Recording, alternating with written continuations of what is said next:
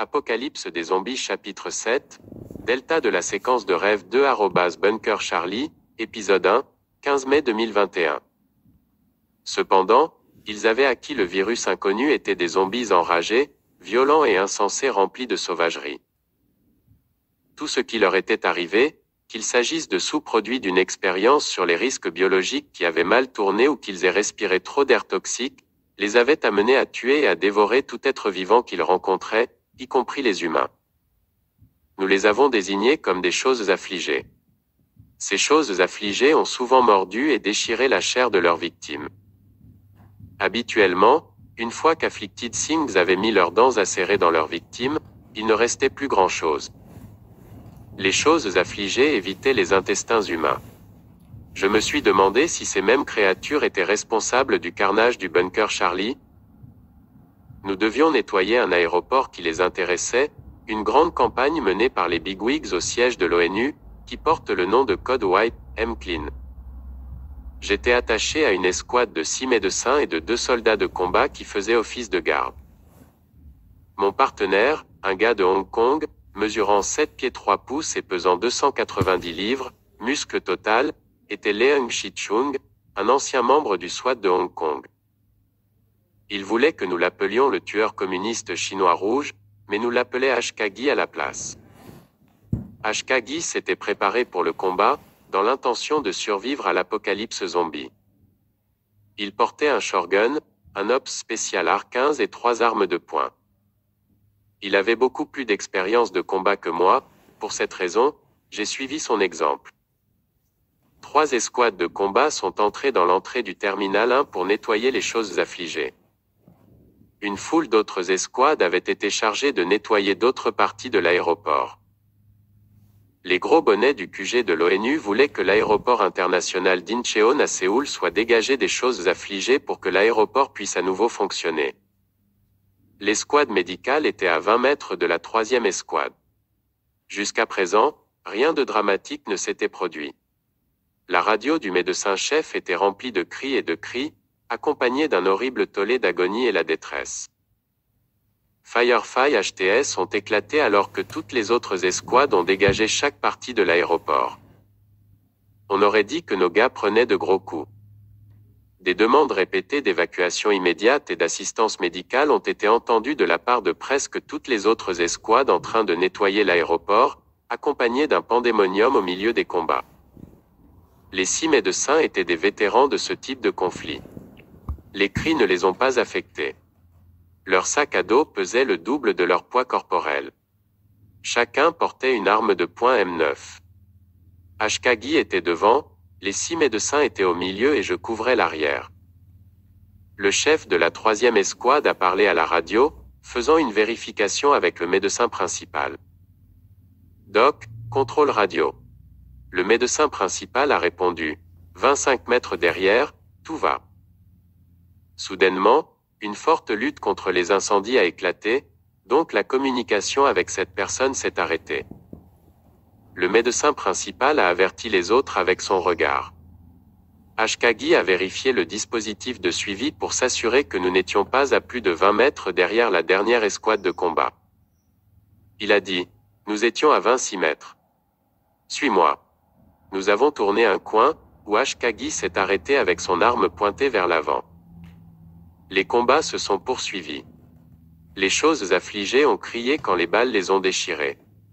Le chef de la 1re escouade a lancé un appel de détresse au médecin. Le médecin principal a dit, en route. Avec Ashkagi à l'avant, nous nous sommes précipités là-bas, passant devant les 3e et 2e équipes, qui maintenaient leur position défensive. Aucun d'entre eux n'a eu besoin de soins médicaux à ce moment-là. Au coin suivant, l'entrée du couloir, des parties du corps des choses affligées jonchaient le sol, avec du sang acide. La grande majorité des choses affligées tombées étaient mortes d'une balle dans la tête. On nous avait donné des ordres stricts pour tirer sur les choses afflicted dans la tête. Il y avait une 50aine de ces choses dont la tête était soit abattue. Leur corps était nu. Leur front était marqué par de très grosses veines. Entre ça et les impacts de balles, il était difficile de ne pas vomir. Le sang épais des Afflicted Things était également anormal rouge extrêmement foncé et épais comme de la colle, accompagné des fortes odeurs acides d'un produit chimique inconnu. J'étais presque sûr que ces choses affligées et les autres choses affligées étaient le produit final d'une expérience bio-dangereuse devenue folle ou bien une expérience qui avait donné des résultats favorables aux scientifiques fous nord-coréens, comme ils l'avaient espéré. Quoi qu'il en soit, les 3 escouades de combat, entre autres, avaient été mandatées pour tuer à vue sans faute. Être mordu par l'une des choses affligées était une mort garantie. Nous avons atteint la première équipe. L'un des soldats avait été mordu au cou avec un gros morceau de chair manquant, exposant les veines et les tissus adipeux. Ceux qui aidaient le soldat faisaient très attention de ne pas toucher son sang. Le médecin principal a évalué le soldat puis a dit à tout le monde de revenir. Le soldat était mort, mais son corps tremblait dans toutes les directions. Le médecin principal a fait signe à Ashkagi de lui tirer une balle dans la tête. Au moment même où Ashkagi a levé son fusil de chasse pour continuer, le chef de la première équipe l'a plaqué. Les deux ont commencé à se battre avec les autres qui regardaient. Les deux se remirent sur pied. Le chef de la première équipe a crié « Vous ne lui tirez pas la tête ». Ashkagi a poussé son adversaire contre un mur, agitant son doigt dans son visage. La taille du premier chef d'escouade était d'environ 5 pieds 6 pouces et Ashkagi dépassait largement les 7 pieds 5 pouces. Une fois que le plus petit a réalisé qu'il serait inutile d'essayer de se battre contre son ennemi, il a sorti son arme de poing et l'a pointée directement sur le visage de Ashkagi. Le médecin principal a crié « Enlevez votre arme de son visage, ou vous serez confronté à la cour martiale ». Le chef de la première escouade a utilisé sa main gauche pour sortir sa deuxième arme de poing qu'il a pointée directement sur la tête du médecin principal. Tout le monde resta immobile et regarda. Il a crié « Voyons comment tu aimes te faire tirer la tête ». Le médecin principal a crié « Ce type d'infraction vous fera pendre ». « Je m'en fiche », répondit-il. « Personne ne va tirer sur la tête de l'un de mes soldats. » Le médecin principal a crié « Arrêtez-vous ». Le chef de la première escouade a tiré un coup au-dessus de la tête du médecin principal. Ces autres membres d'escouade ont pointé leurs armes sur nous 8. Nous leur avons pointé nos armes. Si une décharge accidentelle s'était produite avec un côté en supposant que l'autre avait tiré en premier, cela signifierait un bain de sang. Les deuxième et troisième escouades se sont précipités au son d'un coup de feu. Les deux escouades se figèrent dans leur élan avec leurs armes baissées. Le chef de la deuxième escouade a crié « N'était pas l'ennemi l'un de l'autre. Ces choses sont l'ennemi. Tous les 19 d'entre vous, démissionnez. » Il cria. Personne n'a écouté. Qui serait le premier à craquer sous la pression? Vous tous, démissionnez, ou je vais personnellement escorter chacun d'entre vous pour être traduit en cour martiale, a averti le chef de la deuxième escouade. Tous les 19 sont restés inébranlables, les armes levées. Personne n'a répondu. Les deux parties ont prétendu avoir raison. Aucune des deux parties ne faisait confiance à l'autre.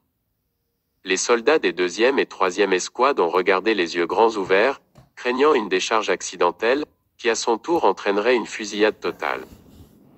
Sans avertissement, le corps du soldat mort a tremblé, même si elle était morte depuis plus de 20 minutes et n'avait pas non plus respiré depuis 20 minutes.